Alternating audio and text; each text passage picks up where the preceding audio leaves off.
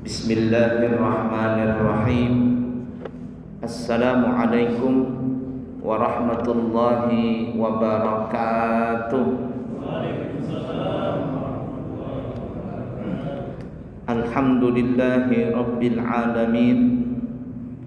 Allahumma fassalli wa sallim ala sayyidina wa nabiyyina wa maulana Muhammadin sayyidil anbiya'i wal mursalin wa ala alihi wa ashabihi wa azwajihi wa dhurriyyatihi wa man tabi'ahum bi ihsanin ila yaumiddin, amma ba'du. Para jamaah sekalian yang disayangi Allah dan dicintai Allah, mari kita sambung pelajaran kita di dalam masalah Kitabus Shalah, kitab yang berkaitan dengan masalah salat. Pertemuan yang lalu kita telah membahas tentang definisi di dalam masalah salat, lughatan wa syar'an, secara bahasa dan juga dari pandangan syariat agama kita.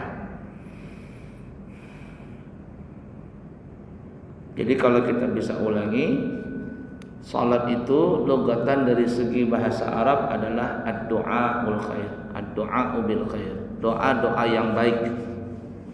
Apa saja doa yang baik, maka itu masuk kategori salat dari segi bahasa.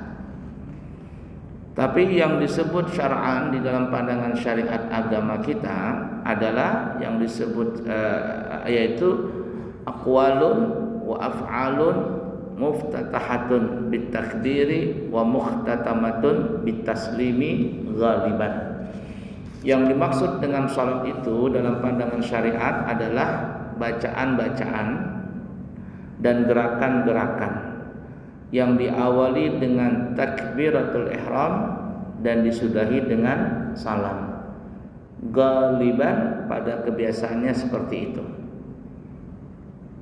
Makanya dalam salat kita sebutkan kemarin ada rukun bacaan, ada rukun gerakan. Tetapi ada salat yang kita sebutkan pada pertemuan yang lalu, salat yang ada cuman bacaan, tidak ada gerakan. Dan itu disebut salat juga. Enggak ada ruku, enggak ada sujud, enggak ada duduk. Tapi ada bacaannya, yaitu salat jenazah. Dan salat jenazah ini wajib berwudu ya. Jadi kalau ada orang salat jenazah tidak berwudu tidak sah, malahan berdosa. Kemudian salat yang hanya ada gerakan tapi tidak ada bacaan, yaitu seperti salatnya orang bisu. Dia cuma ada gerakan, tidak ada bacaan. Bagi dia sah, tapi jangan jadi imam. Nah, bingung nanti makmumnya. Kemudian yang ketiga, ada salat nggak ada bacaan, nggak ada gerakan, dan itu sah salatnya. Salat apa itu? Orang bisu salat jenazah. Orang bisu salat jenazah. Sah nggak? Sah. Nah, jadi seperti itu. Nah, itu pertemuan yang lalu kita sudah bahas. Kemudian selanjutnya faedah. Ini satu faedah. Diwajibkan salat itu oleh Allah Subhanahu wa taala pada malam Isra dan Mi'raj. Ada yang mengatakan Isra dan Mi'raj itu adalah 1 tahun sebelum Nabi berhijrah. Ada yang mengatakan 2 tahun sebelum Nabi berhijrah. Ada yang mengatakan 3 tahun sebelum Nabi berhijrah.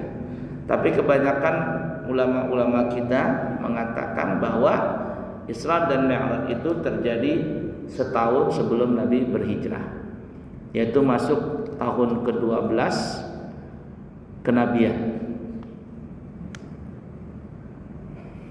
La ilaha illallah. Di malam Isra dan Mi'raj yang tadinya 50 waktu akhirnya menjadi 5 waktu. Sehingga ada sebagian ulama mengatakan kalau bisa kita sehari semalam ya, usahakan jangan kurang daripada 50 rakaat. 50 rakaat. Yang kita ambil 50-nya. Kalau waktunya kita nggak kuat, cukup ngambil 50-nya, yakni 50 rakaat. Nah, salat fardu sehari semalam 17 rakaat. Tambahkan lagi qobliyah, ba'diyah. Tambahkan lagi salat duha, salat witir. Insyaallah itu sudah cukup atau mungkin lebih daripada 50 rakaat. Nah, jadi usahakan ya, hitung sendiri-sendiri. Sehari ada nggak kita 50 rakaat? Insya Allah kalau kita sehari semalam bisa melaksanakan 50 rakaat, maka insya Allah kita masuk golongan sajidin, orang-orang yang rajin sujud, atau raki'in, orang-orang yang rajin ruku', atau minal musallin, atau orang-orang yang rajin salat. Itu lebih sempurna lagi. Kenapa ada sajidin? Kenapa ada raki'in? Kenapa ada qaimin, orang yang mendirikan salat? Nah, karena zaman dulu syariat nabi-nabi zaman dulu itu ada yang salatnya cuma berdiri saja, tidak ada ruku, tidak ada sujud, tidak ada duduk. Siapa itu? Konon katanya, wallah alam, itu salatnya Nabi Allah Sulaiman alaihi salatu wassalam. Itu dikatakan cuma berdiri saja. Makanya ketika Nabi Sulaiman meninggal itu dalam posisi berdiri, dan para ulama ada yang mengatakan itu lagi sholat sambil memantau jin membuat istana. Ada yang cuma sujud saja. Itu ada yang mengatakan seperti Nabi Allah Yunus alaihi salatu wassalam. Itu sujud saja. Jadi sujud sudah dalam beberapa waktu selesai. Ada yang duduk saja dan lain sebagainya. Makanya dikatakan ketika Nabi Isra dan Mi'raj itu kan belum ada sholat waktu itu. Tapi dalam peristiwa Isra dan Mi'raj itu Nabi melaksanakan 5 kali sholat.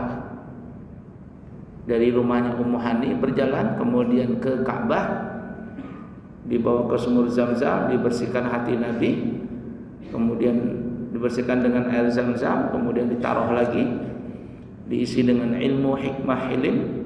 Lalu Jibril menyuruh Nabi kita sholat pertama di depan Ka'bah, kemudian berjalan, kemudian sampai di Thaibah. At-Thaibah sekarang yang namanya Madinatul Munawwarah. Ya, kemudian yang ketiga di Baitul Lahmi, rumah daging.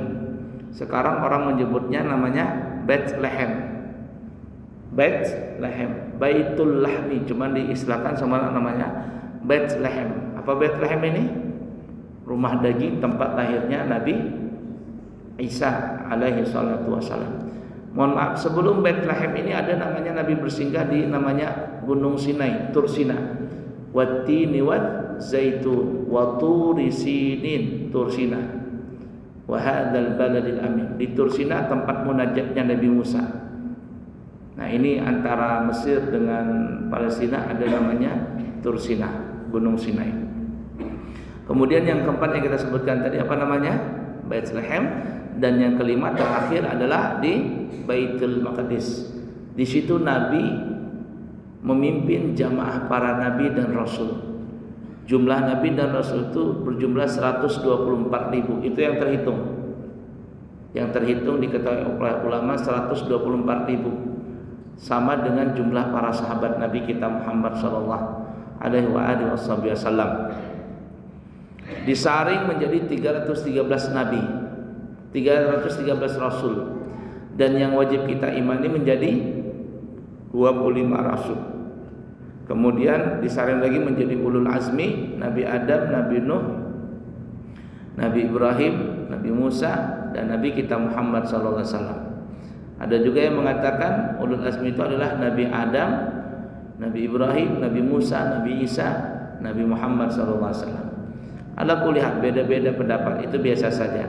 Atau pendapat yang selanjutnya 6 orang semuanya, Nabi Adam, Nabi Nuh, Nabi Musa, Nabi Isa, Nabi Muhammad, Nabi Adam, Nabi Nuh, Nabi Ibrahim, Nabi Musa, Nabi Isa, Nabi kita Muhammad sallallahu alaihi wasallam. Ala kulihan itu bisa saja beda pendapat. Disebut ulul azmi adalah karena mereka terlalu banyak mendapatkan cobaan. Ulul azmi, orang yang terlalu banyak mendapatkan cobaan sehingga diberi gelar seperti itu. Dan orang yang mendapatkan cobaan banyak itu biasanya makamnya tinggi. Beruntunglah kita yang sering dicoba sama Allah. Kita baik-baik saja, nggak ada ganggu orang, orang benci sama kita. Kita alhamdulillah sholat saja, puasa saja, zakat saja, bersedekah saja, tapi diberi sakit-sakitan. Bersyukur karena Allah ingin mengangkat derajat kita. Nah, kemudian disaring lagi menjadi satu nabi, pemimpin nabi dan rasul, Nabi kita Muhammad sallallahu alaihi wasallam. Pertanyaannya, 5 kali berhenti Nabi itu sholat tadi. Mekah, Mekah, Ka'bah, Madinah, Tursina, Bethlehem, Baitul Maqdis. Nabi disuruh sholat. Lalu bagaimana Nabi sholat?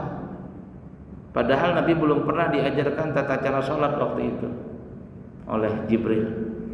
Nah, ternyata kata ulama, Nabi kita ini mengikuti tata cara sholat Nabi Ibrahim alaihissalatu wassalam. Karena Nabi Ibrahim itu agamanya agama Islam. Inni wajjahtu wajhiya lilladzi fatara as-samawati wal arda hanifan muslimah wa ma ana minal musyrikin. Inna salati wa nusuki wa mahyaya wa mamati lillahi rabbil alamin. La syarika lahu wa bidzalika umirtu wa ana minal muslimin. Itu doanya Nabi Musa, Nabi Ibrahim alaihissalatu wassalam. Ya. Nabi Ibrahim. Yang sekarang kita pakai menjadi doa iftitah. Muslim. Nah, karena Nabi Ibrahim ini di situ dikatakan beragama Islam, tata cara salatnya seperti kita ini. Seperti kita ini. Makanya kan syariat kita Nabi Muhammad dengan Nabi itu banyak mirip. Masalah haji, masalah kurban, masalah apa lagi? Masalah apa namanya ini? Zakat. Banyak sekali. Termasuk tata cara salat Nabi Ibrahim itu sama dengan tata cara salat Nabi kita. Nah, kata ulama, di malam Isra dan Mi'raj itu Nabi kita kan belum pernah tahu bagaimana tata cara salat, tapi disuruh salat. Namun Nabi kita memilih salat 2 rakaat seperti halnya yang dilakukan gerakan-gerakan dalam salat yang dilakukan oleh Nabi Ibrahim alaihissalatu wassalam. Mudah dipaham kira-kira ya?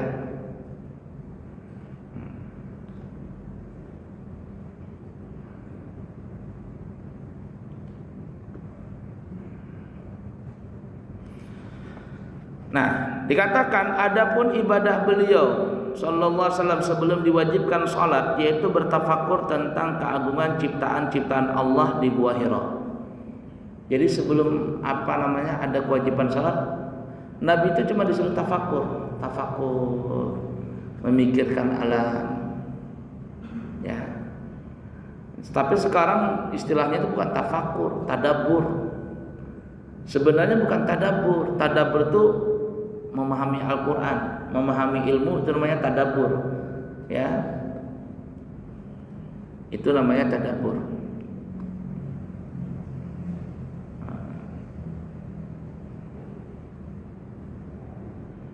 Nah, kalau Al-Quran tadabbur, tapi kalau alam namanya tafakkur. Cuman istilah sekarang banyak tadabbur alam. Istilahnya tersalah itu. Yang tadabbur itu ke Al-Quran, ayat-ayat ini, ayat-ayat yang tersurat. Kalau tafakkur itu ayat-ayat yang tersirat. Alam semesta ini namanya tafakkur. Nah, ya, kalau ayat-ayat yang ini, ayat-ayat yang tersurat itu namanya tadabbur. Jadi sebelum ada perintah sholat, Nabi kita itu bertafakur saja dengan ciptaan Allah Ta'ala ini. Di mana? Nah, diawali di Gua Hira itu. Di situ Nabi ketika sudah mau mencapai umur 40 tahun, Di situ Nabi sudah mulai gelisah melihat orang Quraisy yang berlakuan jahiliyah, yang kita kenal dengan zaman jahiliyah, zaman kebodohan. Orang tawaf di sekitar Ka'bah itu waktu dulu itu telanjang. Laki-laki telanjang. Kalau perempuan Bang, ya telanjang juga, tapi tawafnya di malam hari. Kalau di siang hari menyumpani aja. Ya, jadi pimpinan tawafnya malam hari itu telanjang. Itu zaman jahiliyah. Nah, Nabi tidak bisa ngelihat itu. Akhirnya Nabi pun pergi beruzlah. Kalau kita orang Banjar namanya bakhalwat, orang Jawa namanya tirakat. Tirakat. Tapi tirakat ini ada gurunya. Kalau ada tirakat kada bu guru, nanti kayak Ahmad Musaddiq. Yang tahun berapa itu aku jadi nabi gara-gara dapat ilham katanya. Jadi nabi di gunung mana tuh? Gunung Selamat atau di mana dia itu betapa itu Besemedi. Bukan Semedi namanya itu. Betapa. Kalau kita namanya tafakur. Ada gurunya, kalau kada punya guru bahaya. Setan nanti yang datang. Kemudian diturunkan kewajiban salat qiyamul lail. Nah, jadi di awal-awal itu Nabi cuman tafakur. Lalu ada kewajiban qiyamul lail. Yani Nabi diajarkan untuk qiyamul lail, salat malam gitu. Kemudian dihapus kewajiban salat qiyamul lail tadi dan diganti dengan kefarduan salat 5 waktu dalam sehari semalam. Jadi Nabi itu memang kalau malam hari itu suka baca Quran, sambil salat sambil baca Quran. Qiyamul lail. Makanya bagi Nabi itu qiyamul lail hukumnya wajib, qiyamul lail. Lain kita. Bukan qiyamul lail kita ini. Enggak tahu apa, menggarak si lail. Namanya bininya namanya Laila. Jadi menggarak si Laila. Qiyamul lail. Nah, bagi Nabi hukumnya wajib. Jadi sebelum ada kefarduan salat 5 waktu di Gua Hira dulu tafakur. Kemudian berjalan waktu sudah diangkat menjadi Nabi dan Rasul, berjalan. Al-Quran terus turun berangsur-angsur. Lalu Nabi membacanya di mana? Di dalam sholat, tapi di malam hari. Sering Nabi baca Quran di malam hari. Nah, ya, memang paling bagus baca Quran itu tengah malam sampai menjelang subuh. Nah, kemudian ada kewajiban sholat 5 waktu, maka qiyamul lail tidaklah diwajibkan lagi. Tapi bagi Nabi tetap wajib ya. Udah dipaham dulu? Ini belum panas lagi ilmu fikihnya. Apa namanya? Mesin fikih salatnya masih di awal-awal ya. Kemudian tingkatan derajat keutamaan ibadah. Para ulama mengatakan ada tingkatan ibadah di dalam masalah masalah rukun Islam.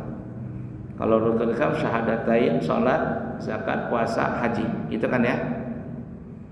Kalau syahadatain jangan dibicarakan, itu sudah harga mati itu. Syahadatain itu harga mati mesti ada di dalam sanubari kita semuanya. Mengalir di darah daging kita, jantung kita, itu semuanya la ilaha illallah Muhammad Rasulullah. Itu jangan ditanya lagi. Nah, tapi kalau disandingkan yang 4 ini, ya, sandingkan 4, salat, puasa, zakat, haji, yang mana yang utama? Para ulama mengatakan yang paling utama adalah ibadah salat, kemudian puasa, kemudian haji dan umrah, kemudian adalah zakat. Zakat yang nomor 4.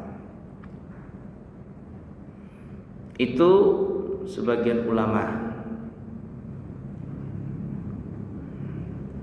Nah, kenapa sholat ditaruh yang paling utama? Kenapa sholat ditaruh yang paling utama? Karena seluruh ibadah rukun Islam itu semuanya ada di dalam sholat. Ibadah haji kemana kita menuju? Orang berhaji kemana? Halo? Ke Palestina atau ke Mekah? Ke Mekah. Di mana orang tawaf? Di Ka'bah. Kita sholat menghadap mana? Kiblatnya itu apa? Ka'bah. Ka'bah di mana? Di Mekah. Berarti kita sholat menghadap Ka'bah. Ya kan ya? Nah, di situ ada masuk filosofi haji di situ. Kemudian kita puasa. Puasa itu apa artinya puasa? menahan semua yang membatalkan puasa dari timbul fajar sampai terbenam matahari. Menahan diri dari semua yang membatalkan puasa. Nah, salah satu yang membatalkan puasa itu adalah makan dan minum dengan sengaja. Di dalam sholat, boleh nggak kita makan? Boleh nggak kita minum? Kalau ada orang sholat sambil makan sambil minum, itu jangan-jangan kata Ustadz Dasar Latif sedeng. Kata anak Balikpapan sinting. Nah, bahkan sholat itu lebih dahsyat lagi.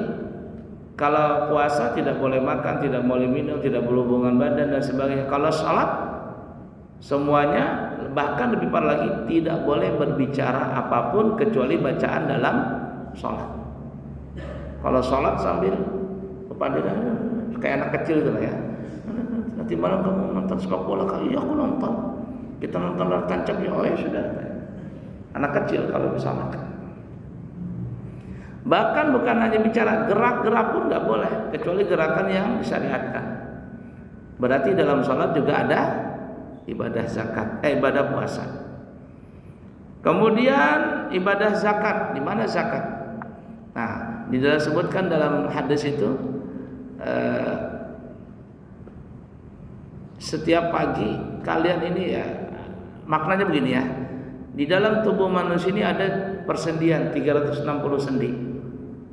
360 sendi kita punya. Cucupuan jar orang Banjar nih. Nah, cucupuan. Dari sini sampai di leher ini semuanya ada 360. Kemudian jar Nabi, setiap pagi kamu itu ada zakatnya. Dan cukup semuanya itu membayar zakat tadi dengan mengerjakan 2 rakaat salat duha. Jadi kalau seandainya kita salat duha, itu ibarat kata kita telah mengeluarkan zakat badan kita ini. Bukan zakat fitrah ya, zakat badan ini. Makanya lihat saja orang yang rajin salat duha, insya Allah badannya sehat. Kalau orang mengeluarkan zakat harta, hartanya sehat tidak? Sehat. Karena zakat itu ibarat kata virus. Dikeluarkan virus. Kalau zakat itu tidak dikeluarkan, dia akan menggerogoti harta yang ada, bisa terbakar lah, bisa hilang lah, na'udzubillahi min dzalik, nasallallahu alaihi. Bencana akan selalu datang kalau orang tidak bayar zakat. Tapi ketika zakat itu dikeluarkan, maka harta itu adalah menjadi bersih. Ya, jadi bersih. Nah, begitu juga di badan ini 360 persendian. Kalau kita salat duha di pagi hari, maka cukup semuanya itu untuk membayar zakatnya. Makanya kalau orang sholat duha, insya Allah badannya sehat. Nah, jadi ibadah sholat ini paling utama. Tapi ada juga yang mengurutkan, kalau tadi kan urutannya sholat, puasa, haji, kemudian zakat. Zakat paling terakhir. Tapi sebagian mengatakan tidak, urutannya itu sama seperti urutan masalah rukun Islam. Syahadatain, sholat, zakat, puasa, haji. Jadi kalau menurut hadis, banyak versinya. Hadisnya banyak, saya lihat beberapa hadis itu versinya banyak. Yang sering berbeda itu adalah di zakat sama di puasa. Jadi kalau ada yang mengatakan zakat urutan rukun Islam ketiga, puasa urutan yang keempat, boleh. Itu hadis Bukhari. Ada juga dalam riwayat yang lain, puasa urutan ketiga, zakat di urutan keempat. Nah, dalam riwayat yang lain urutannya seperti ini yang kita sebutkan tadi. Salat, puasa, haji, baru zakat. Ada urutan begitu dalam hadis. Ada saya temukan beberapa hadis seperti itu. Kemarin pernah saya baca, kata saya ini tuh pendapatnya. Tapi kebanyakan ulama mengatakan urutan kefarduan salat itu, urutan rukun Islam yang paling afdal adalah seperti itu: syahadatain, salat, zakat, puasa, haji. Kenapa demikian? Karena begini, dilihat dari filosofi di dalam mengerjakan dalam prakteknya ini. Syahadatain ini yang kita bilang tadi, yang saya katakan ini harga mati, tidak boleh lepas dalam sanubari kita, dalam badan kita, jantung, darah, ginjal, mata, telinga, pokoknya seluruh badan kita ini harus syahadatain. Tidak boleh lepas syahadatain ini. Ini harga mati nih. Kalau lepas dia murtad orang itu jadinya.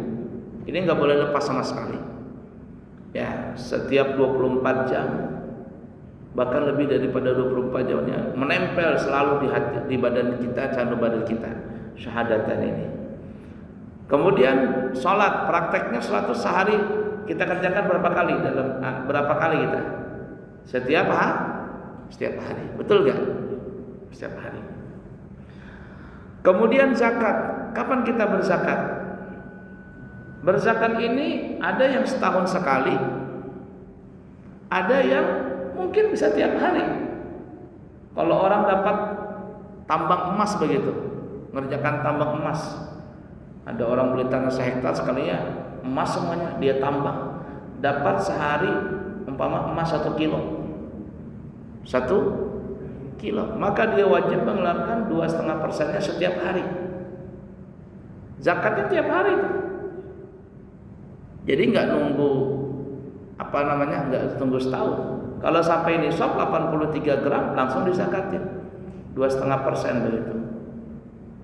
Lain lagi kalau kita beli tanah cangkul kita bahan topan dengan sesuatu, sekalinya emas peninggalan zaman Portugis zaman dulu, beratnya umpama 10 kilo, jangan lalang tanggung kita bilang 10 kilo, maka wajib zakatnya adalah 20%, 1/5. Kalau 10 kilo berapa itu? 5 kilo ya? 10 kilo 5%-nya berapa? 20%-nya berapa? Ya segitu lah pokoknya. Menghayal aja kita langsung. Ya, 1/5 berarti 20 kilo, 10 kilo 2 kilo. 2 kilo. Masih ada 8 kilo lagi, aman aja. Saya tuh mengharap mudah-mudahan di pesantren nyangkul tuh ya, depan emas itu. Senang sudah saya. Ya, itu ya. Nah, jadi zakat ini tidak nunggu setahun. Pokoknya ada zakat langsung. Apalagi sekarang ini ada zakat profesi. Kalau bubuhan yang di kantor-kantor tiap bulan dipotong 2,5%, dipotong. Padahal belum lagi zakatnya, nisabnya sudah dipotong duluan. Nah, kemudian puasa kita kapan ketemunya? Setahun sekali. Kemudian haji, kapan kita ketemunya? Setahun sekali. Sekali seumur hidup. Ya, sekali seumur hidup. Itu pun kalau sempat berhaji, kalau enggak selesai sudah. Makanya orang banyak yang saya mau umrah aja lah. Kenapa? Umur sudah tua 60, kayaknya kalau nunggu 10 tahun lagi udah sempat ini. Udah sempat lihat Ka'bah katanya. Udah sempat melihat makam Rasulullah. Umrah aja. Ya begitu, kalau orang berpikir cerdas, kata Kemenak 10 tahun lagi Pak baru berangkat haji. Umur sudah 60 tahun, kira-kira panjang gak umur itu? Berangkat sudah, umrah duluan. Jangan nunggu-nunggu. Ini udah dibelikan ke mobil, ke motor, belikan ini, udah umrah sampai mati. Umrah kada, haji kada, rugi jadinya. Udah dipaham kira-kira ya? Nah, seperti itu. Kemudian selanjutnya tingkatan keutamaan sholat fardu. Ya, tingkatan keutamaan sholat fardu. Ini kan sholat tadi ada 5 waktu kan ya. Ditambah sholat apa lagi yang wajib? Sholat Jumat itu wajib. Dalam mazhab kita Syafi'i 6 sholat yang wajib, 5 waktu tambah sholat Jumat. Kalau Hanafi bukan 6 tapi 9 yang wajib. Imam Hanafi ya, bukan 10 yang wajib. 5 waktu, sholat Jumat, sholat witir, Idul Fitri, Idul Adha. Sudah berarti 9 ya, 9. Jadi ini mazhab Hanafi. 5 waktu, kemudian Jumat, sholat witir, Idul Fitri, Idul Adha. 9 ya, mazhab Hanafi. Kalau kita 5. Untung kita mazhab Syafi'i. Kalau enggak kita Bingung? 5 tambah 1 lah Jumat. Jumat ini pun bagi yang sehat bisa menghadirinya. Kalau nggak bisa menghadirinya, maka diganti dengan sholat zuhur. Nah, urutan sholat yang paling afdal di antara semua sholat wajib, yang pertama adalah sholat Jumat. Wah, ini sudah jelas nih, karena kan fardu ain setiap laki-laki yang memenuhi syarat. Kemudian urutan yang kedua sholat asar pada hari Jumat, sehingga para ulama ada yang mengatakan waktu yang paling mustajab adalah setelah sholat asar di hari Jumat itu, setelah sholat asar, karena di situ banyak yang lalai. Kemudian sholat asar selain hari Jumat, sholat asar selain hari Jumat. Kemudian yang keempat sholat subuh pada hari Jumat. Kemudian yang kelima sholat subuh selain hari Jumat. Yang keenam sholat isya. Yang ketujuh sholat zuhur. Dan yang kedelapan sholat maghrib. Karena maghrib ini paling kecil, yang paling murah pahalanya, makanya banyak yang sholat maghrib karena murah. Murah. Ya. Tapi kalau sholat subuh Jumat mahal. Kenapa? Imamnya panjang, alif lam sajadah. Ngantuk-ngantuk jamaah. Saya di pesantren itu alif lam sajadah rakaat pertama, yang kedua surah Al-Insan atau surah Ad-Dahr. Itu murid saya sampai begini-gini. Ada yang sujud akhirnya nggak bangun-bangun. Itu yang kecil-kecil umur 7 tahun, 8 tahun untuk sholat ya. Saya selesai, wah ketidur kan, kata saya. Ya saya biarin.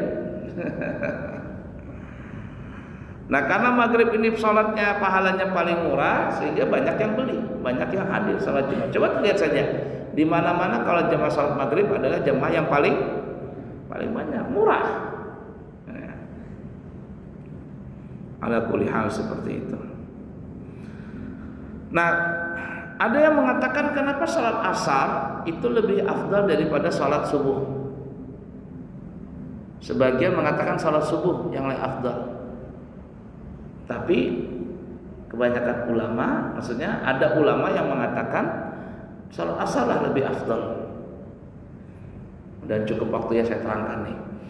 Alasannya adalah karena disebutkan dalam Al-Quran, hafizu ala sholawati was salatil wusta. Jagalah sholat 5 waktu, terutama sholat al-wusta. Al-wusta itu para ulama ahli tafsir banyak mengatakan al-wusta itu adalah sholat asar.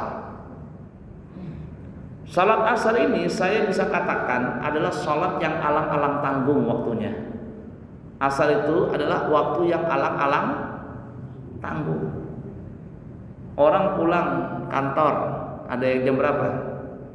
Ada yang jam 4, ada yang jam 5, ya enggak? Sekarang asar jam berapa? Jam 4 kurang sekian kan ya? Jadi kalau ada orang pulang jam 4 itu sebelum jam 4, setengah 4 sudah siap-siap dia. Ini yang korupsi waktu ini. Siap-siap sudah. Sebelum jam 4 sudah pulang, sampai di rumah, ya kan ya, malah sudah badan capek, mata mengantuk, capek semuanya, sholat belum, akhirnya tertinggal sholat asar. Dan lebih parah kalau ada orang pulang jam 3. Ada nggak jam 3 kantor? Ada juga yang korupsi itu. Jadi alang-alang tanggung waktunya. Dan yang lebih parah itu adalah para tukang pegawai-pegawai. Kenapa? Karena mereka berhenti kerja jam berapa biasanya?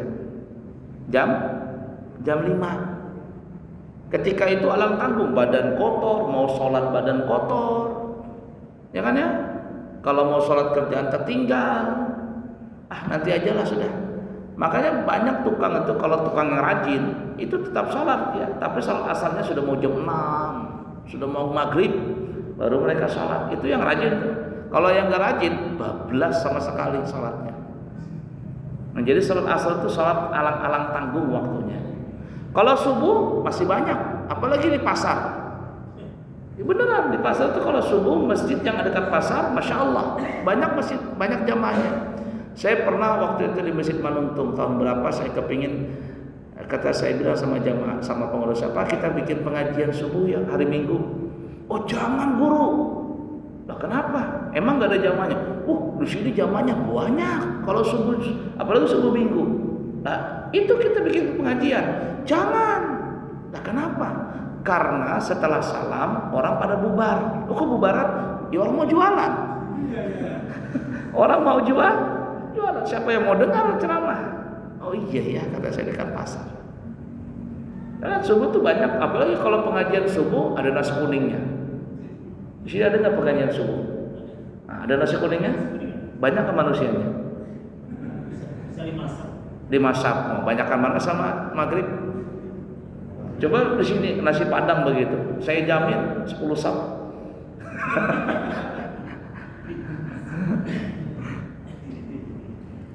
Itu ya. Itu alasannya, waktunya alang-alang tanggung sehingga pahalanya besar. Kemudian disebut al-wusta itu sholat pertengahan. Mohon maaf ya kalau ada sedikit, mohon maaf ya. Ini kita 5 jari nih. Saya pernah ngeliat di media sosial, di Facebook orang kirimin, itu sholat 5 waktu sama dengan jari kita ini. Subuh, apa ya? Ini maghrib, isya, gimana ya? Lupa saya ini. Maghrib, isya, subuh,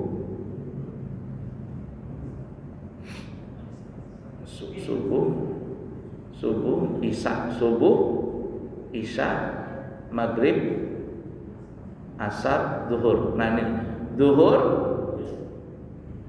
zuhur. Ini tadi video ini subuh, isya, subuh. Habis zuhur apa? Enggak, sebelum zuhur, subuh ya. Nih.